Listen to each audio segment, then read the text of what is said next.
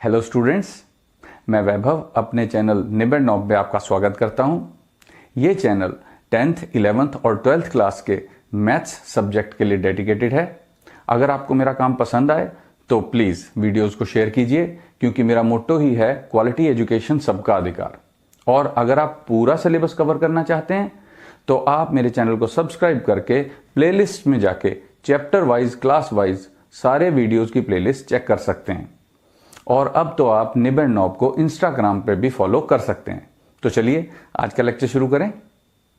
Straight lines chapter की exercise 10.3, इसके पहले 13 क्वेश्चन हमने सॉल्व कर लिए थे और बहुत ही इंपॉर्टेंट एक्सरसाइज है। इसी से ही तकरीबन एग्जाम में क्वेश्चन आया करता है। और क्वेश्चन नंबर 13 जो था राइट बाइसेक्टर वाला, वो पिछले वीडियो में मैंने कराया था, बहुत इंपॉर्टेंट था। और अब मैं ये जो 14th कर रहा हूं, ये भी इक्वली इंपॉर्टेंट क्वेश्चन है। क्वेश्चन पढ़ते हैं। Find the foot of perpendicular from the point -1, 3 to the line 3x - 4y - 16 = 0। अब इस क्वेश्चन को पहले समझते हैं कि है क्या। एक लाइन है, इसकी इक्वेशन है 3x - 4y - 16 = 0, और एक पॉइंट है -1, 3।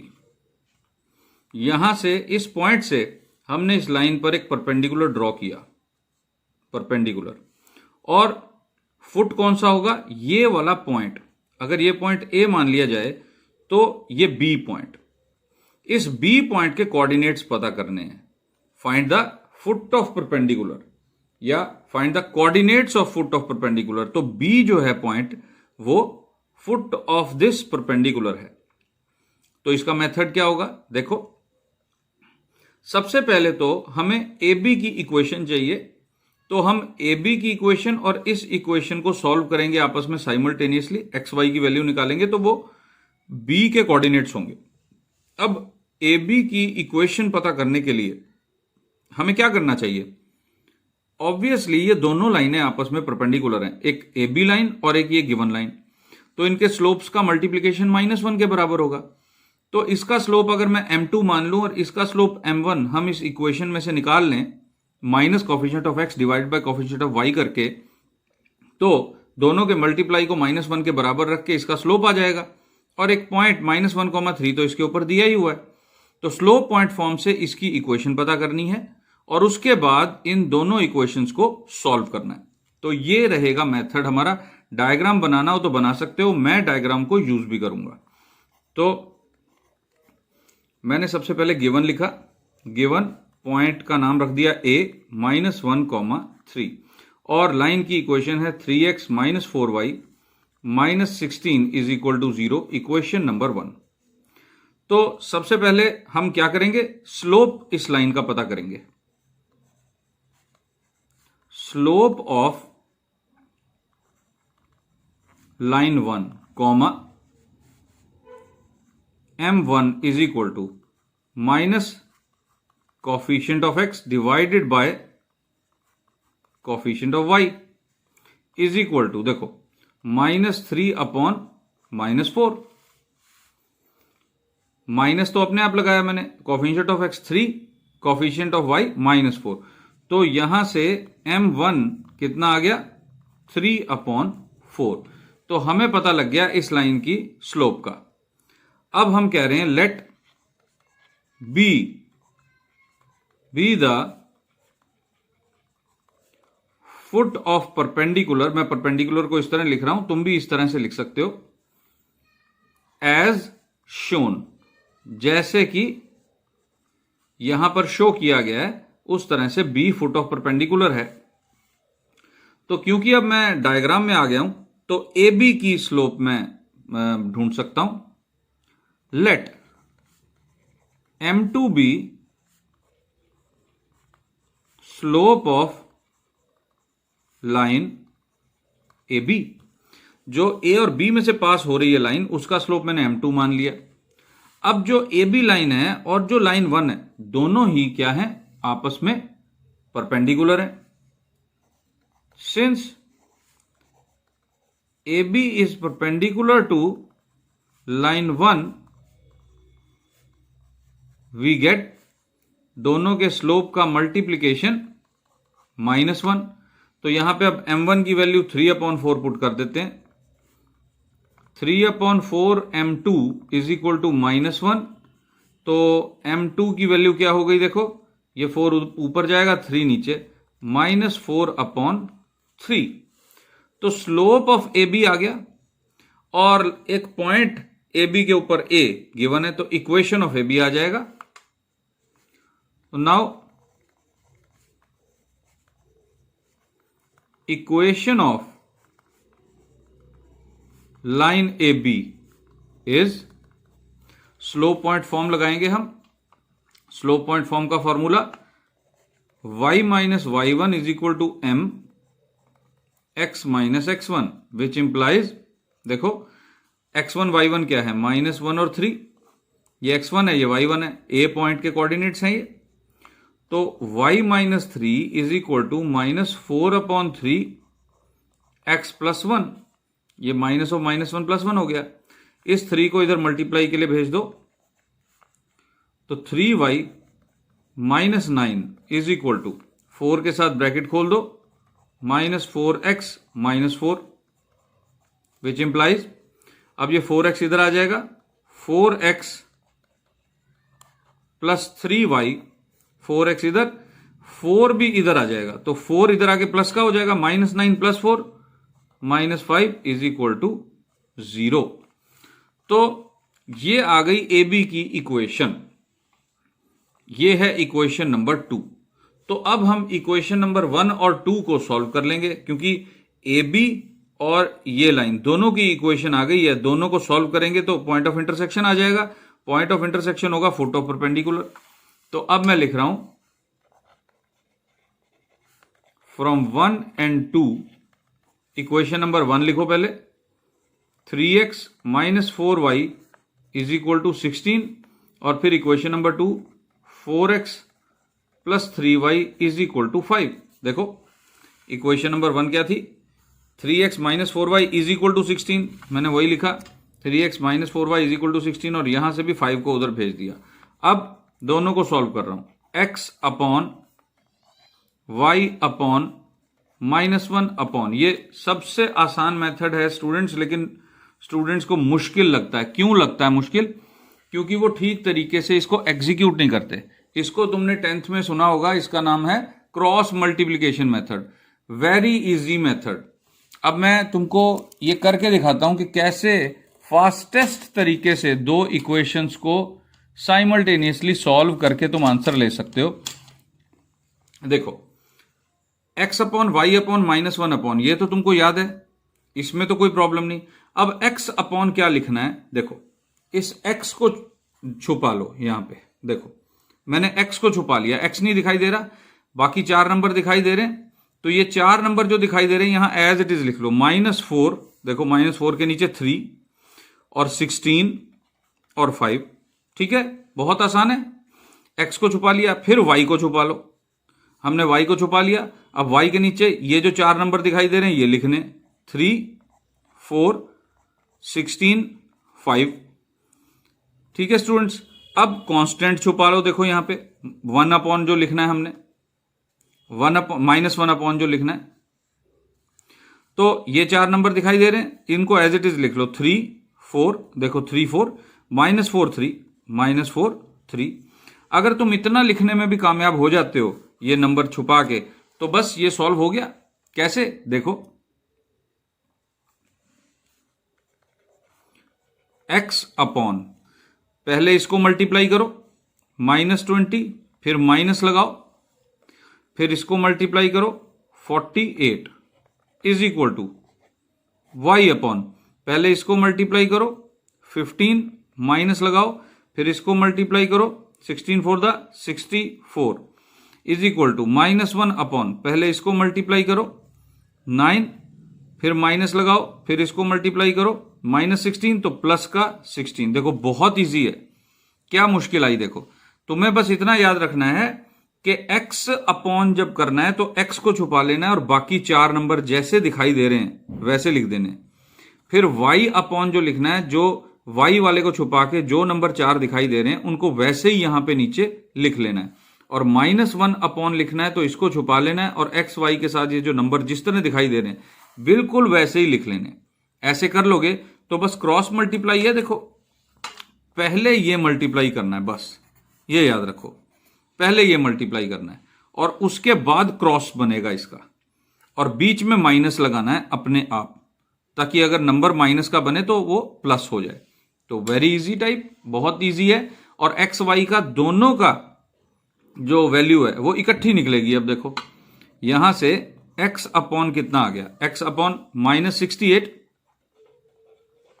Is equal to y upon कितना हो गया 64 माइनस 15, करें जरा, 64 में से 15 माइनस करो तो 14 माइनस 5 9, अब ये 5 रह गया, 5 माइनस 1 4, तो माइनस का 49 इज इक्वल टू -1 अपॉन ये 25। तो देखो अब x अपॉन -68 जो है, x अपॉन -68 वो तो आ गया -1 अपॉन 25 के बराबर अलग से, एंड y अपॉन -49 ये आ गया -1 अपॉन 25 अलग से। तो यहां से बहुत इजी हो गया, देखो x की वैल्यू कितनी आ गई, देखो -68 ऊपर पहुंच गया तो माइनस माइनस कैंसिल हो जाएगा, तो 68 upon 25 comma y is equal to -49 ऊपर पहुंच गया तो 49 अपॉन 25। तो देखो अब 3 स्टेप्स में आ रहा है आंसर, 1 2 और 3। अगर तुम इसको मान लो सॉल्व करके ही लिखते हो, इसके बाद तुम इधर स्टेप पे पहुंच सकते हो सीधा, अगर कैलकुलेशन कम हो, वरना वैसे भी 1 2 3 4 और 5 स्टेप्स में x और y के दोनों की वैल्यूज आ गई। वरना तुम क्या करते हो, पहले x की वैल्यू निकालते हो, उसको पुट करते हो और फिर आगे y की वैल्यू निकालते हो, उसमें क्वेश्चन हो जाता है लेंथी भी हो जाता है, टाइम कंज्यूमिंग भी हो जाता है, और गलती होने के चांसेस भी बढ़ जाते हैं। इसमें गलती होने के चांसेस कम हैं। तो अब कोऑर्डिनेट्स आ गए, देखो ये जो सॉल्व किया है ये b के कोऑर्डिनेट्स थे, देखो यहां से हमने b के कोऑर्डिनेट्स ढूंढने थे, वो हमने ढूंढ लिए। अब मैं फाइनल अपना आंसर लिखने जा रहा हूं कि therefore coordinates of foot of perpendicular is b 68 upon 25 comma 49 upon 25। तो ये हमारा आंसर आ गया, और ये बहुत ही इंपॉर्टेंट क्वेश्चन है। और यहां से अगर तुम इस तरह से पेयर ऑफ लीनियर इक्वेशंस को सॉल्व करने की प्रैक्टिस रखोगे स्टूडेंट्स, तो मैं कहता हूं कि ये भी करने की तुम्हें जरूरत नहीं पड़ेगी। अच्छी प्रैक्टिस के बाद तुम यहीं से क्रॉस मल्टीप्लाई करके देख लिया करोगे और तुम सीधा यहां लिखा करोगे। इन दोनों स्टेप्स की जरूरत नहीं पड़ेगी अच्छी प्रैक्टिस में। इसके बाद सीधा ये एक, और फिर इसके बाद ये, क्योंकि तुम्हें दिखाई दे रहा होगा x upon -68 is equal to -1 upon 25, तो सीधा मल्टीप्लाई करके यहां लिखा। तो 2 स्टेप्स में आंसर आता है इसका, जब अच्छी प्रैक्टिस हो जाती है। लेकिन इस स्टेप पे कंफ्यूजन होता है कि ये नंबर आ कैसे रहे हैं, वो मैंने तुम्हें बता दिया है। वो प्रैक्टिस करो अच्छी तरह से। वो 1 2 3 123 321 वाला रट्टा मारने की कोई जरूरत नहीं है। तो स्टूडेंट्स ये था हमारा क्वेश्चन नंबर 14। तो अब मैं चलता हूं क्वेश्चन नंबर 15 पर। स्टूडेंट्स ये है question number 15। The perpendicular from the origin to the line y is equal to mx plus c meets it at the point -1, 2। Find the value of m and c। तो solution में सबसे पहले तो हमें given जो है हम लिख लेते हैं। एक तो पॉइंट a है -1, 2, और दूसरी है line y is equal to mx plus c, equation number 1। अब इस क्वेश्चन को ज्यादा अच्छी तरह समझने के लिए एक डायग्राम बना लेते हैं। क्वेश्चन क्या है कि ओरिजिन से परपेंडिकुलर बनाया, और इस लाइन के ऊपर ये लाइन है y is equal to mx plus c, और ये है हमारा ओरिजिन 0, 0। तो इस पॉइंट पर आके वो मीट करता है, जिसके कोऑर्डिनेट्स हैं -1, 2। ये हमें बताया हुआ, देखो दोबारा पढ़ लो। Perpendicular from the origin, origin से perpendicular, to the line y is equal to mx plus c meets it at the point -1, 2। इस पॉइंट पे ये परपेंडिकुलर मीट करता है, ये हमें बता दिया। पिछले क्वेश्चन में फुट ऑफ परपेंडिकुलर ढूंढना था, यहां फुट ऑफ परपेंडिकुलर दे दिया गया है और इक्वेशन पूछी गई है, तो कोई खास दिक्कत वाली बात नहीं है स्टूडेंट्स। देखो, हम स्लोप ऑफ ओ ए तो फाइंड आउट कर ही सकते हैं, इस लाइन का स्लोप m हमें पता ही है, तो हम कहेंगे स्लोप ऑफ लाइन 1, ये जो इक्वेशन है यहां से स्लोप इंटरसेप्ट फॉर्म में दिया हुआ है, m1 कितना आ गया, m, ये हमें दिया हुआ है यहां पे। अब स्लोप ऑफ ओ ए निकालना है हमने, तो ये डायग्राम मैं बना रहा हूं साथ में और इसको यूज भी कर रहा हूं। Slope of O A comma m2 is equal to 2 point form लगाऊंगा मैं, y2 minus y1 upon x2 minus x1। तो m2 is equal to y2 है 2 माइनस 0 अपॉन -1 माइनस 0 मीन्स -2। तो slope of O A line is -2, ये हमें पता लग गया। तो क्योंकि ओ ए लाइन और लाइन 1 परपेंडिकुलर हैं, तो इन दोनों के स्लोप्स का मल्टीप्लाई -1 होगा। Since O A is perpendicular to line 1, we get m1 m2 is equal to -1। तो m1 कितना है, m1 है m, और m2 कितना है, -2 इज इक्वल टू, सॉरी मैं 0 लिखने लगा था, -1। तो m की वैल्यू माइनस से माइनस कैंसिल होगा, 1/2 आ गई। तो देखो m की वैल्यू तो हमने ढूंढ ली, क्वेश्चन में पहला पार्ट कर लिया, find the values of m and c। तो अब हम इक्वेशन नंबर 1 में m को पुट करके लिखेंगे। पुट दिस इन 1, तो हमारे हाथ कौन सी इक्वेशन आई, y is equal to m की जगह ये वैल्यू पुट कर दी, x प्लस c। अब देखो, ये जो लाइन है, ये इक्वेशन है, ये इस लाइन की है और इसके ऊपर ही ये पॉइंट है -1, 2। तो इस इक्वेशन को, ये जो पॉइंट के कोऑर्डिनेट्स हैं -1 और 2, ये सेटिस्फाई करेंगे। तो पुट कर देते हैं, ऑल्सो a -1, 2, ये इक्वेशन नंबर 2 बन गई, lies on line 2, we get, y की जगह 2 पुट कर दो यहां पे, 2 इज इक्वल टू x की जगह -1 पुट कर दो, -1/2 प्लस c। तो c कितना आ गया, 2 प्लस 1/2 मीन्स 5/2। तो इस तरह से हमारा क्वेश्चन हो गया सॉल्व, m की वैल्यू भी आ गई और c की वैल्यू भी आ गई। तो ये था हमारा क्वेश्चन नंबर 15। क्वेश्चन नंबर 16 मैं तुमको नहीं कराऊंगा स्टूडेंट्स, क्योंकि क्वेश्चन नंबर 16 चाहे मैं सॉल्व करवा भी दूं तब भी वो एग्जाम पॉइंट ऑफ व्यू से इंपॉर्टेंट बिल्कुल भी नहीं है, क्योंकि टीचर्स उसको एग्जाम में कभी भी नहीं देते। क्वेश्चन नंबर 17 और 18 बहुत इंपॉर्टेंट है, तो मैं क्वेश्चन नंबर 17 की तरफ चलता हूं। तो स्टूडेंट्स, ये है हमारा question number 17। In the triangle ABC with vertices a 2, 3, b 4, -1, c 1, 2, find the equation and length of altitude from vertex a। तो इस क्वेश्चन को पहले डायग्रामेटिकली समझ लेते हैं कि हमारे पास एक ट्राइंगल है ABC और वर्टेक्स A से जो अल्टीट्यूड है वो इस तरह से है, इसका नाम हम P रख लेते हैं, BC साइड को ये P पे जाके हिट कर रहा है। तो हमें AP की लेंथ भी फाइंड आउट करनी है और हमें AP की इक्वेशन भी पता करनी है। तो बहुत इजी है स्टूडेंट्स, कैसे देखो, मैं कोऑर्डिनेट्स लिख लेता हूं, A 2, 3, B 4, -1 और C 1, 2। तो देखो, अगर हम BC की इक्वेशन फाइंड आउट करें पहले 2 पॉइंट फॉर्म से और इसका स्लोप भी पता करें तो इसके स्लोप और एपी के स्लोप का मल्टीप्लीकेशन अगेन -1 के बराबर होगा, क्योंकि दोनों परपेंडिकुलर हैं बीसी और एपी। तो हम स्लोप पता कर लेंगे एपी का, और पॉइंट एक 2,3 एपी पे है ही, तो स्लोप पॉइंट फॉर्म लगाकर हम equation of AP find out कर लेंगे। और अगर इक्वेशन ऑफ बीसी हमारे पास है तो ए का उससे परपेंडिकुलर डिस्टेंस का फॉर्मूला लगा सकते हैं हम, उससे हमारे पास लेंथ ऑफ परपेंडिकुलर भी आ जाएगा।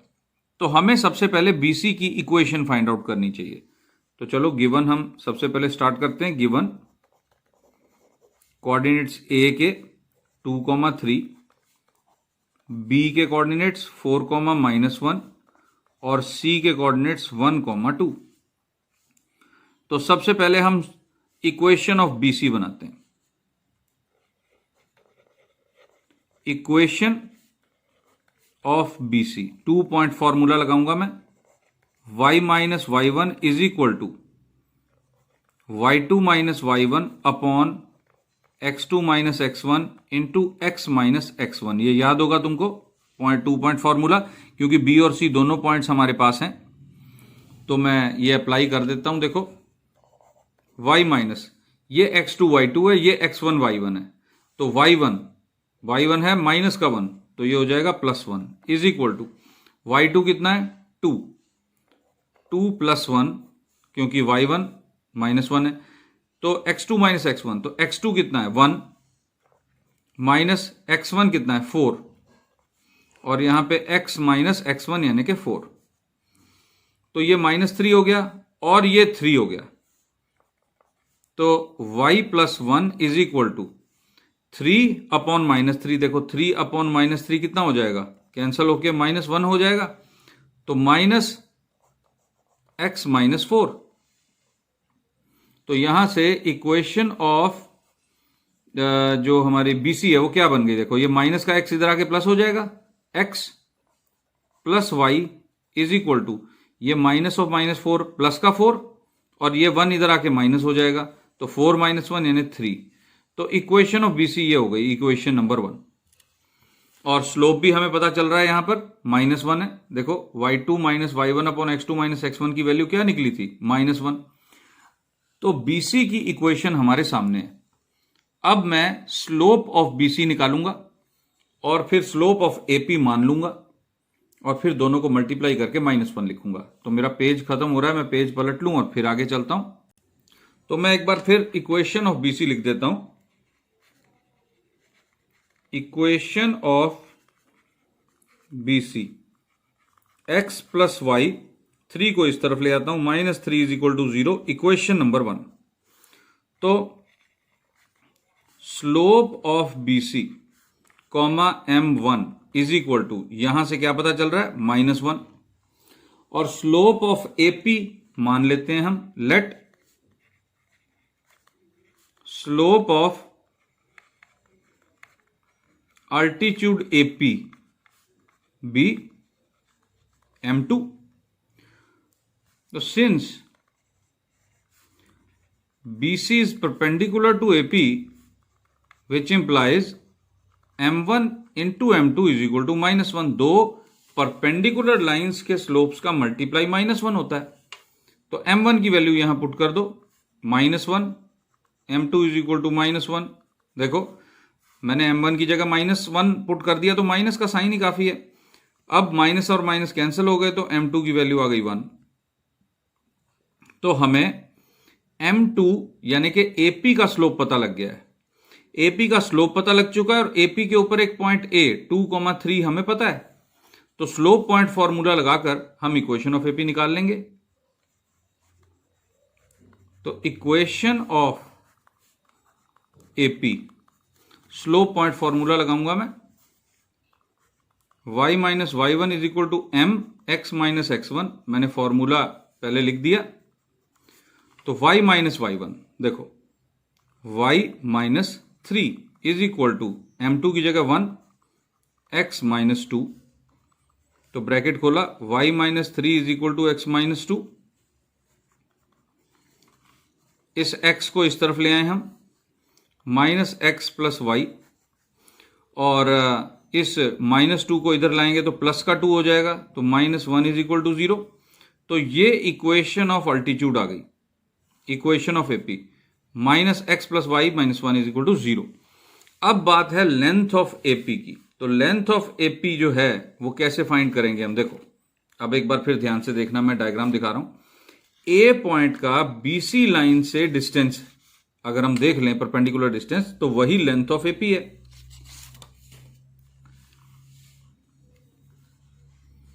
तो मैं ये कहूंगा कि perpendicular distance of A from BC is equal to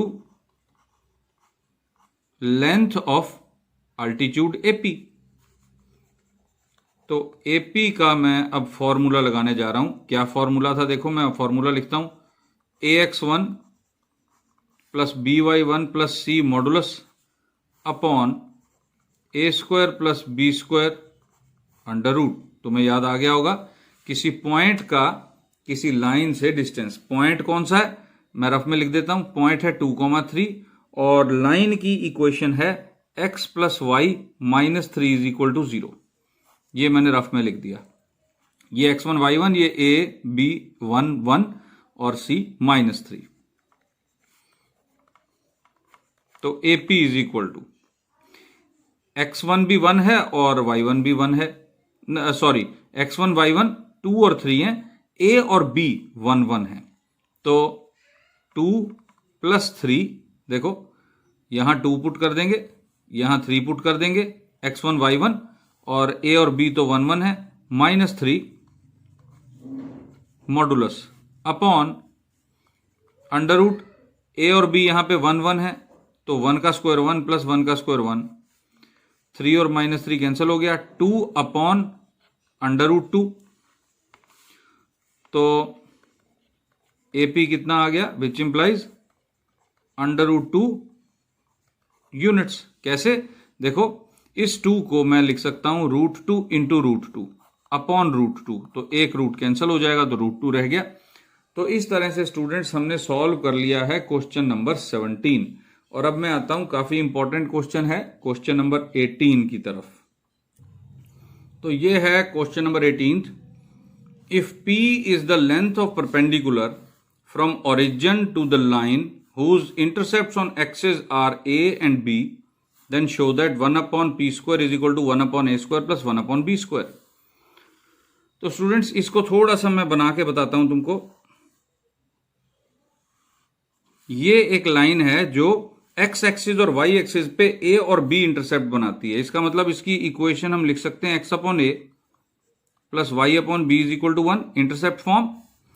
और ये ओरिजिन है, यहां से जो परपेंडिकुलर डिस्टेंस है इसका, ये परपेंडिकुलर जहां हिट करता है, ये डिस्टेंस कितना है, ये P डिस्टेंस है, ऐसे हमको गिवन है। तो हमको ये इक्वेशन बना के दिखानी है कि बनती है कि नहीं बनती है। तो सॉल्यूशन में हमने लिखा intercepts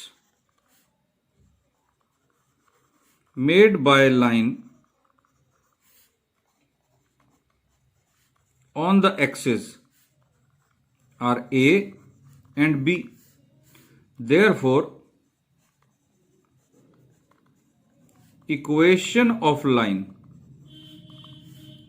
x/A plus y/B is equal to 1। अब इसको थोड़ा सा मैं ठीक करके लिखता हूं, x/A plus y/B -1 is equal to 0, equation number 1। अब ये लाइन है जिसकी इक्वेशन हमारे पास है और ओरिजिन से इसकी जो दूरी है वो P बता रखी है। तो मैं वो फॉर्मूला लगाऊंगा AX1 + BY1 जो अभी लगा के आया हूं मैं पिछले क्वेश्चन में, A² + B² अंडर रूट, इसका मॉडुलस, ये P के बराबर आएगा। देखो ओरिजिन से इसकी दूरी, तो x1 y1 में ओरिजिन 0 0 पुट करूंगा। तो अब मैं लिखता हूं also P is equal to perpendicular distance of 0,0 from 1। हमें यह भी दिया हुआ है कि P जो डिस्टेंस है वो परपेंडिकुलर डिस्टेंस है इस लाइन का फ्रॉम 1 ओरिजिन से। तो वो फॉर्मूला लगा देते हैं अब हम। P is equal to AX1 plus BY1 plus C modulus whole upon A square plus B square under root. तो तुम्हें पता होगा कि A B C क्या है। A होता है x का कोफिशिएंट, B होता है y का कोफिशिएंट और C होता है कांस्टेंट टर्म। x1 y1 होता है ये x1 y1 ये पॉइंट 0 0। तो ax1 और by1 तो 0 प्लस 0 हो गया और C कितना है यहां -1 मॉडुलस होल अपॉन, देखो A की जगह 1 अपॉन A है और B की जगह 1 अपॉन B है, तो हम इसी का स्क्वायर करेंगे। x के साथ जो नंबर दिखाई दे रहा है वो 1 अपॉन A है तो उसका स्क्वायर होगा। y के साथ जो नंबर दिखाई दे रहा है वो 1 अपॉन B है तो उसका स्क्वायर होगा और अंडर रूट। तो ये तो 1 हो गया ऊपर, 0 प्लस 0 -1। तो हमारे पास बन गया P is equal to 1 upon A square plus 1 upon B square under root. अब दोनों तरफ का स्क्वायर कर दिया हमने तो आ गया P square is equal to 1 upon A square plus 1 upon B square. अब क्रॉस मल्टीप्लाई करो, इस पूरे को इस तरफ ले जाओ और P स्क्वायर को इस तरफ ले आओ तो क्या बन गया 1 upon A square plus 1 upon B square is equal to 1 upon P square. देखो P स्क्वायर को इधर ले आए, इस सारे को इधर ले गए तो ऐसे ही बन गया। यही प्रूव करना था स्टूडेंट्स, तो हो गया प्रूव। तो स्टूडेंट्स यहां पे हमारी एक्सरसाइज 10.3 होती है फिनिश और आज का वीडियो भी यहां पे फिनिश होता है। बस मैं एक रिक्वेस्ट करूंगा कि कमेंट सेक्शन में जाके इस वीडियो को 1 to 5 रेटिंग जरूर देना, 5 या 4 अगर तुम्हें बहुत अच्छा लगे, और लाइक और शेयर जरूर करना। शेयर किस लिए? क्वालिटी एजुकेशन सबका अधिकार। अगर कोई सजेशन हो तो वो भी तुम कमेंट सेक्शन में लिख सकते हो, और कोई क्वेश्चन नहीं समझ में आया तो वो कौन सा पॉइंट है जो समझ में नहीं आया क्वेश्चन में, ये जरूर मेंशन करना।